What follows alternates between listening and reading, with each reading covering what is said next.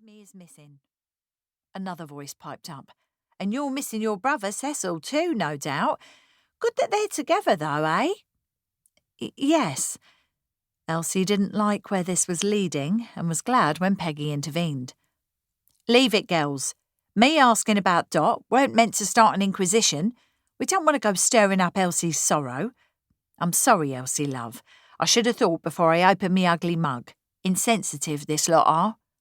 It's all right. None of it's far from my mind, but I cope. Cecil, whom she affectionately called Cess, was the eldest of her brothers and only a year younger than herself.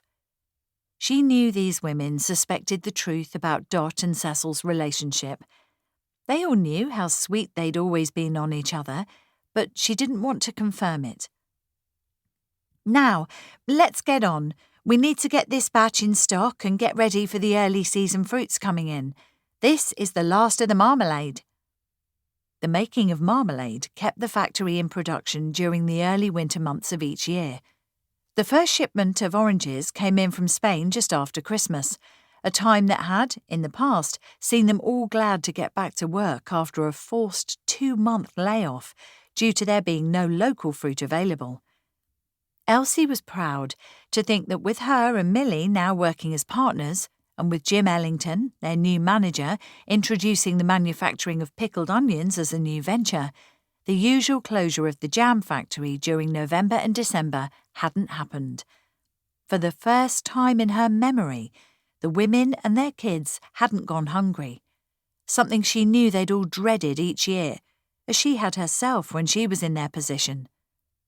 Since being a young girl of 13, she'd worked here, and the starvation months had been difficult to get through as she tried to look after her brothers.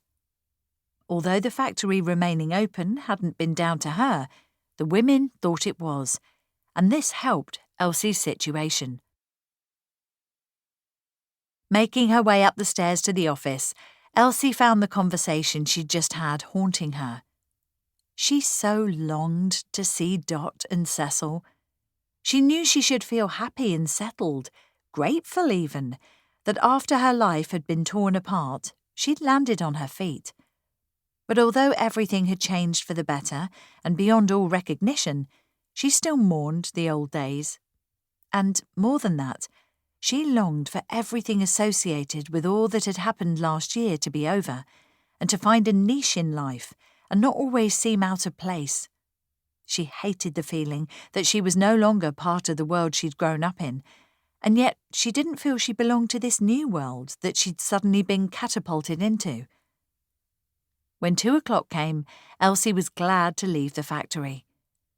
She and Millie worked part-time at the moment, as they had so much stress to cope with.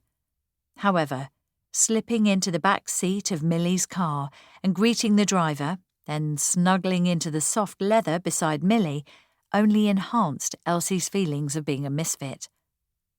Millie sensed her mood. "Are you all right, Elsie? You're very quiet." "Oh, you know, the usual. Missing Dot and Cess, not to mention worrying about the future." Millie took her hand and squeezed it.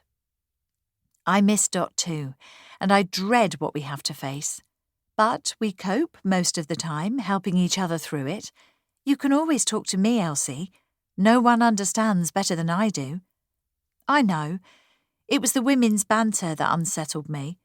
They're naturally curious about Dot and Cess, and I can sense them making assumptions that aren't far from the truth.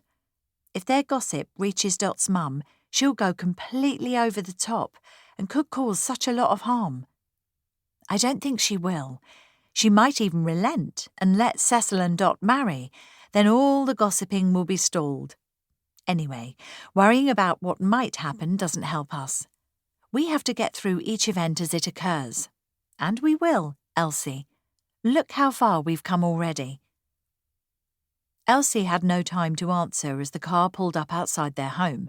Well, Millie's home, really, and Barrage, Millie's butler, opened the door for them. As they ran up the few steps and entered the hallway of the imposing 3-storied house that backed onto Burgess Park just off the Old Kent Road, Elsie wondered for the 1000th time if she'd ever get used to this grand lifestyle.